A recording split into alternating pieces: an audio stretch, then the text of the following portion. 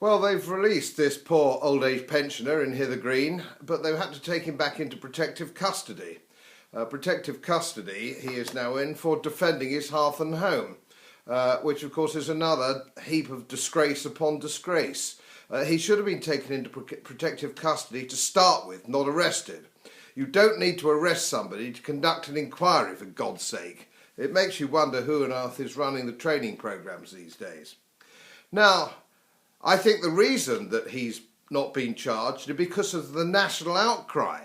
And well done the tabloid newspapers for picking up on it as well. The whole country was scandalised by his arrest. But I rather think, it's got more to do with the forthcoming London elections than it has to do with anything that the law has to say. I think even silly Doris at number 10, who I suspect instigated his release, didn't want to go into an election with this guy having a charge over his head. And that's, I think, the problem. Now, we know, don't we, that in America they have something called castle law, which means the presumption of innocence is on the householder, as indeed it should be.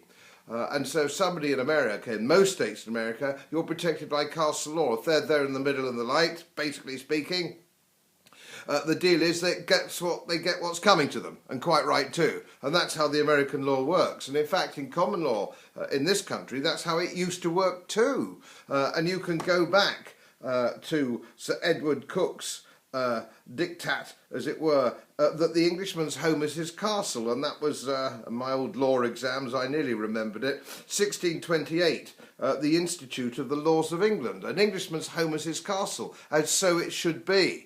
As so it should be. So I think the next stage of our campaign and outrage is to actually persuade the government to bring back this basic concept of the freedom of the householder and not stack the law in favour of the burglar. Now, let's just have a look at the law at the moment. The law at the moment is a complete ass. It says that you can only use reasonable force, and reasonable force is a subjective judgment.